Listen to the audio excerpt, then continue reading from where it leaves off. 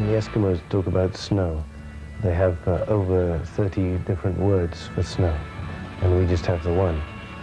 Sometimes I wish there were 100 words for love, because I think there are many different meanings. I think in the end, when you die, you don't think, I mean, the musician doesn't worry about whether he got the third mix right on the fourth track, but it's the issues about how well you loved and how you were loved, and how those relationships worked. I'm sure those are what's important there. But in your day-to-day life, you forget that very easily, and it's easy to go into work and maybe, I think, 42 years old now, and I have kids. I started quite young. I met my wife when she was 14 and I was 16. And my daughters are now 16 and 18 years old. So I think that being a parent changes your perspective on things. And then, too, I had to divorce 5 years ago, and then another intense relationship. So I've had to look at myself and dig in the dirt a little bit to find out some of the shit inside me and understand what goes wrong.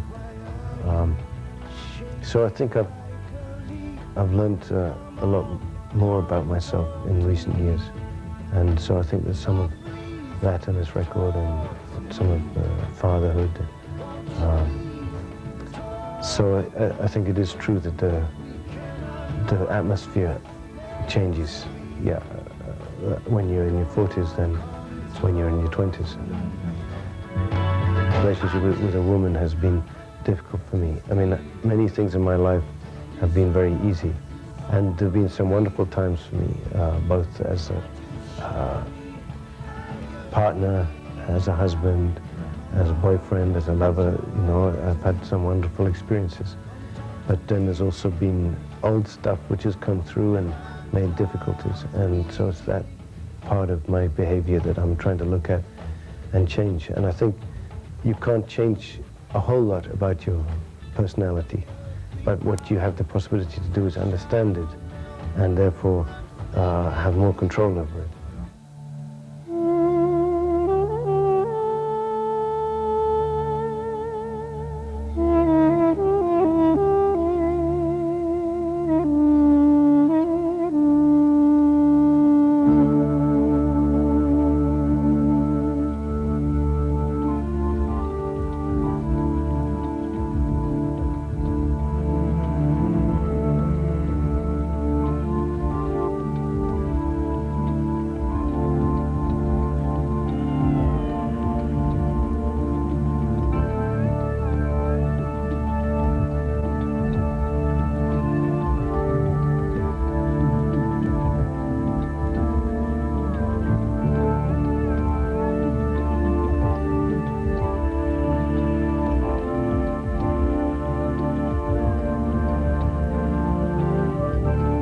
The new record is called Us.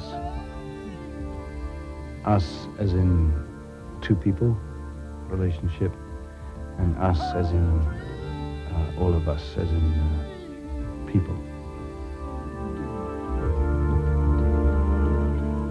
The measure of how civilized someone is where he places the dividing line between us and them.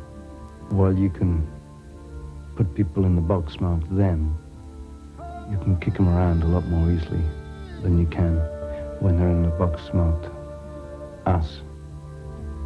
So I think it's useful to try and empty the box marked them and fill up the box marked us.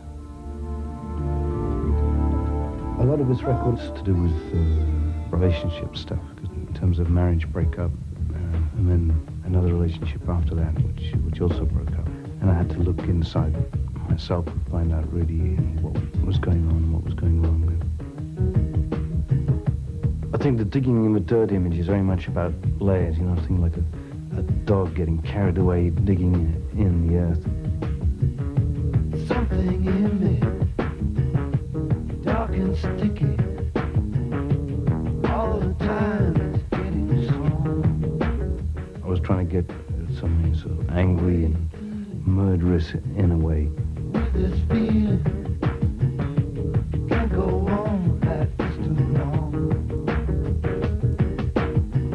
This time you've gone too far. This time you've gone too far. This time you've gone too far. I told you, I told you, I told you, I told you. This time you've gone too far. This time you've gone too far. This time you've gone too far. I told you, I told you, I told you, I told you. Talk back. Just drive the car. Shut your mouth. I know what you are. Don't say nothing. Keep your hands on the wheel. Don't turn around. This is for real. I was working on one project about death row and why we kill, and realized that perhaps by acknowledging and going through the dark side of yourself, that you can actually sort of come to terms with it and accept it and, in a sense, have it neutralized a little bit.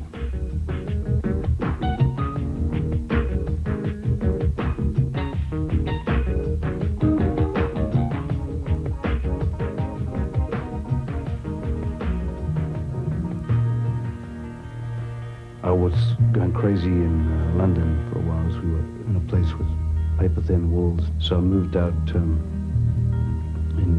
1974, and I've been out in this area ever since. I think it's much easier to sing songs here than talk about them.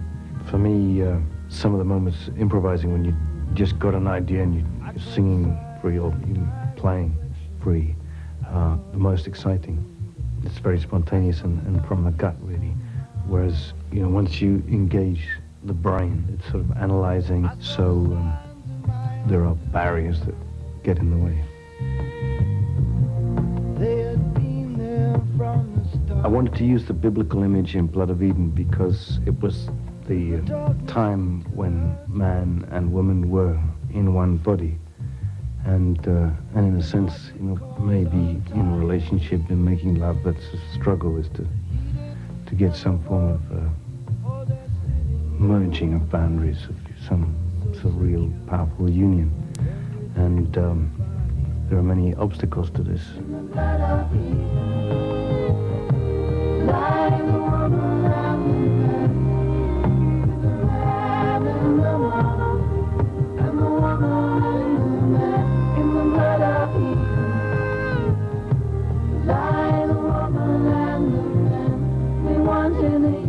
I really like the work of Zadok Ben David, and there's a simplicity and purity to the images and the way he uses figures. It seems very touching and very personal.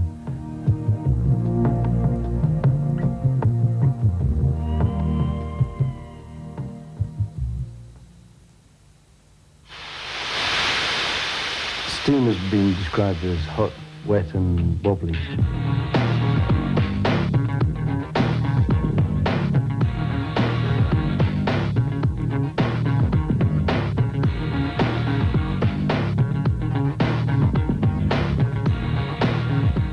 It's great for me just to have sent out tapes of songs to different artists and get back different pieces of artwork. It's very exciting and quite surprising for me to see the way different people interpret the music.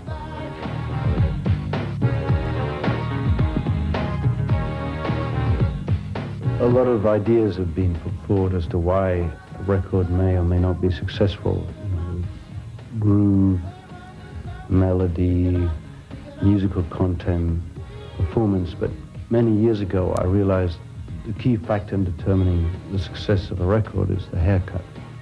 Give me steam of how you feel to make it real. Feel anything you see. Get alive. Steam is the most up track on the record, I think. It's obviously got all these soul references and comes out of the same family that Sledgehammer grew out of. Stax, Atlantic, early years. When on the side of the track, you know the way back. In this song, the woman is cultured, sophisticated, and knows everything, and the man knows nothing. The only thing he really knows a lot about is this woman. You get them up with what I know you. Give me speed, and how you feel can make it real. Real as any place you be. Get on with the dreamer's dream.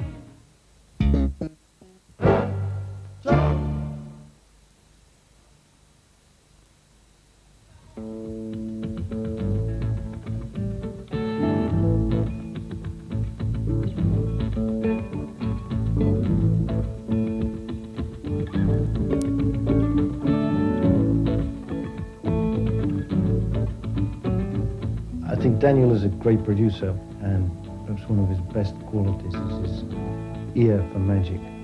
He knows how to push me, and both musically and lyrically, and perhaps further than I might go on my own. The wretched desert takes its form, the tickle proud and tight. In search of you, I feel my way through the slowest evening night. Whatever fear remains, I swear it make no sense. I reach out through the border fence. Come down, come talk to me. Come Talk to Me grew out of a Senegalese groove, but I'd recorded a long time back with Doudou and Jay Rose, this Senegalese master drummer, and was a groove that I liked a lot. We chopped up a little bit of it and added some other beats.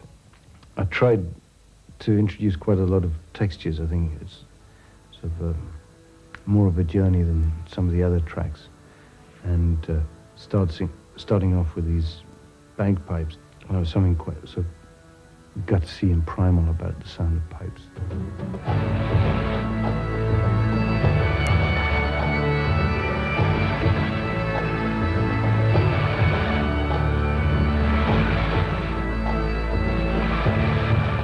I feel that by looking in the darkness and by sort of diving into it, that there is some light at the other end of it, which otherwise, if you bury, it gets suppressed. So I think there's some, it feels quite hopeful to me, quite positive. And Come Talk to Me, there's a sort of block in communication. And in fact, there was initially with one of my daughters, and sort of got me going in that lyric anyway. This all is so unreal. Can't you show me how you feel now? Come on, come talk to me. Come talk to me. Come talk to me.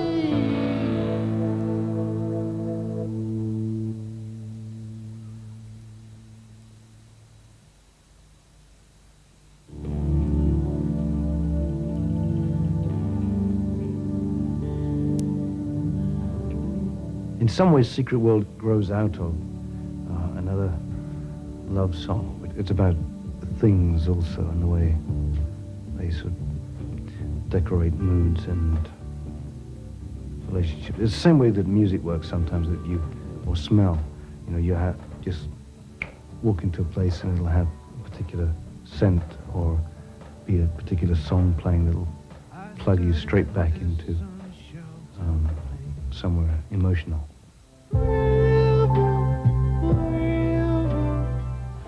I hadn't thought that my work was becoming more spiritual, but as I look at it now, and I think in a desire for the water to wash over me, in the sense as the cleansing and purification, and that is a sort of spiritual yearning, I think. Some years ago I had these lines, like to be liked, need to be needed, want to be wanted, and love to be loved. And that's really the lyric that this Love to Be Loved grew out of this time. I mean, it was sort of put onto a two-person relationship. There was an instrument that I played there a little wildly, which was given to me by this Madagascar musician called Ross, who we worked with on the recording loop. And it's a fantastic sounding thing. Basically, it's a big chunk of bamboo, and it has bicycle brake wires going up the side of it, which surround it. And you can play it, I mean, Ross is a master of it, and he plays it like a harp.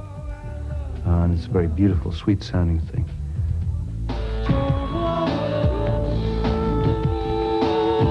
With Only Us, I think it was using the us as a more general word, as us as a species, as people.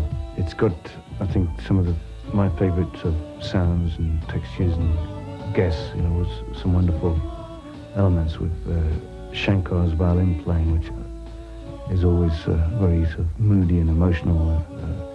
For me, there's Ayub Ogada, who's Kenyan singer, who's based in London, and he has this very sort of sweet, soft, and quite rhythmic way of singing, which you hear in the beginning and the end of the song.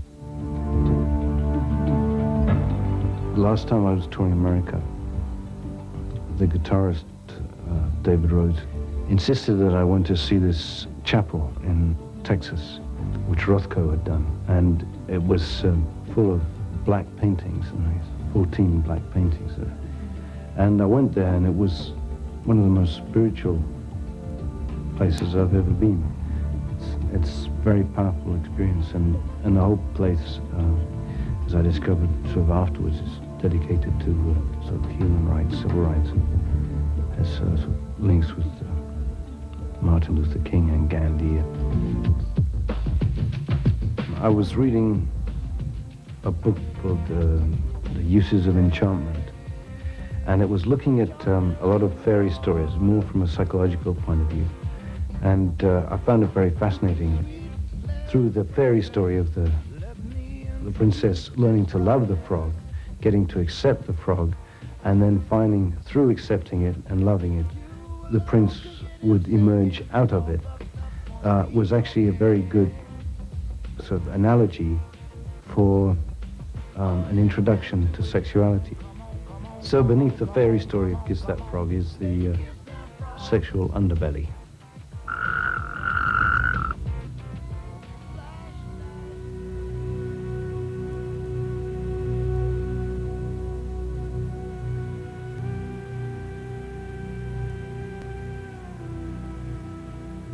The Real World Experience Park is an idea that's been cooking for probably about 10 years, and Brian Eno and Laurie Anderson have been working on it now a couple of years with me, and we now have a place which has been offered to us in Spain, in Barcelona, where we might be able to create a beautiful landscape in which was set these various experiences, which teams of artists, architects, psychologists, filmmakers, musicians are now looking at ideas in terms of designing them.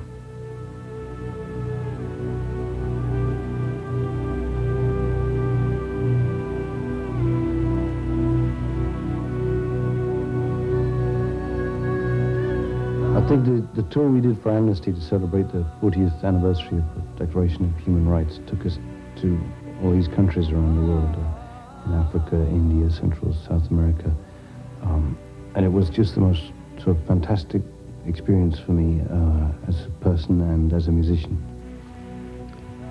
Last year, we started a program called Witness with the Reebok Foundation, which is a human rights foundation, to supply primarily video cameras to human rights activists all around the world. It's very hard when you have a piece of video and it gets on the news to say it didn't happen. The Passion record, which is very important for me, because I had the opportunity there to work with some really emotional and spiritual singers and players. many of whom I come across through WOMAD and Real World Records.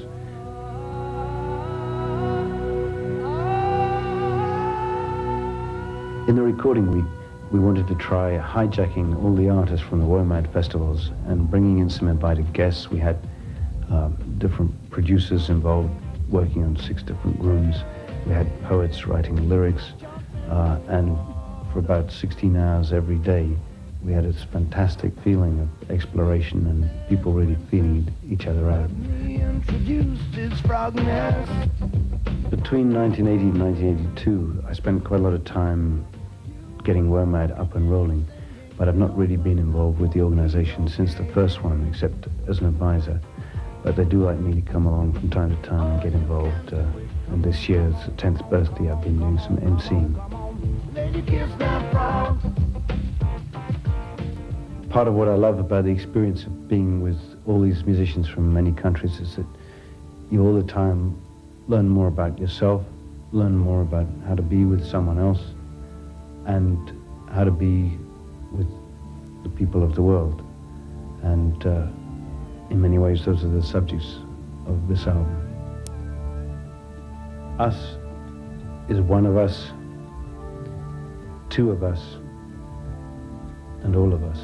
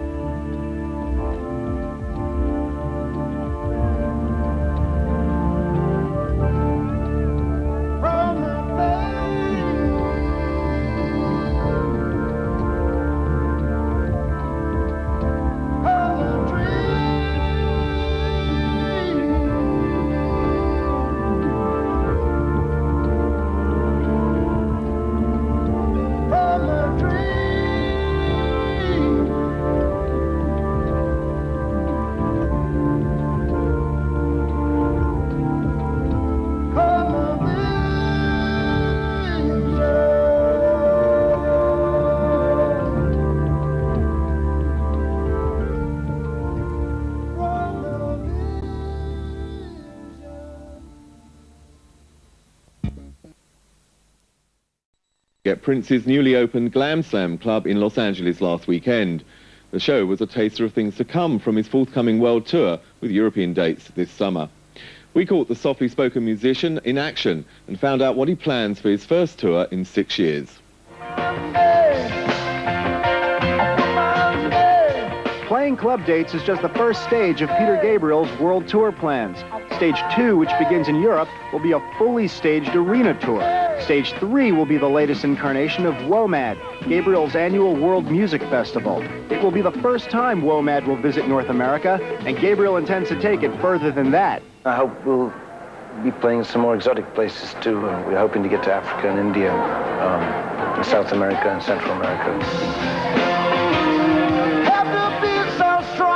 The audiences really appreciate it because I think for them they get starved of music that they're into, and it's a great opportunity for them, and so it's a good feedback for us. For the arena tour, Gabriel says they'll be bringing some elaborate staging, but he isn't going into details. We have a square stage and a circular stage, and there'll be various surprises that take place between the two. So I think it'll hopefully look and sound a little different. If his videos are any indication, the staging will be a little different indeed. A separate project of Gabriel's that's in development is a mini theater where the audience sits in chairs that combine mechanical flight simulator technology with music videos. What will it be like? We're going to make people dance in the seats. The seats will dance, so whether they like it or not, they'll be grooving. In the meantime, Gabriel and band are working on fixing the last few glitches in their current show.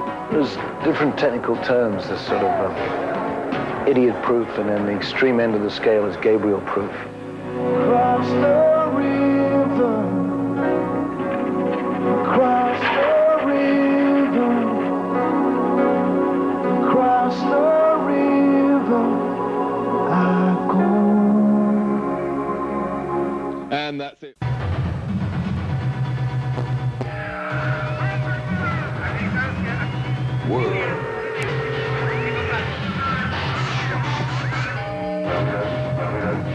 you. News.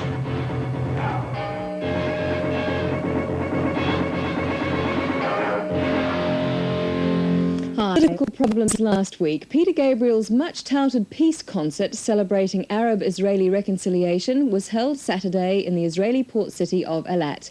Gabriel went to the region last week intending to hold the concert in the Red Sea town of Taba, but ran into trouble with Egyptian authorities. And one of the Arab artists reportedly received death threats.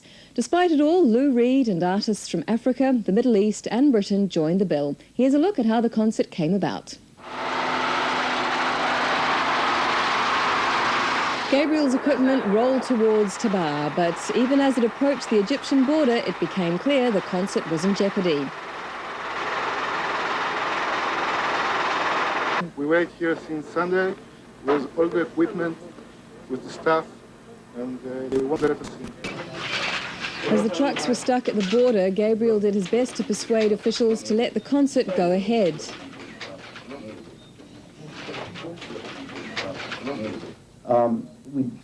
We're feeling in the dark a little bit, but the impression is that there are some people with considerable influence who maybe are unhappy about the concert. Despite it all, the concert went ahead in the Israeli port city of Eilat. Red rain is coming. Red rain. Red rain is pouring down all over me. You have the power to be someone.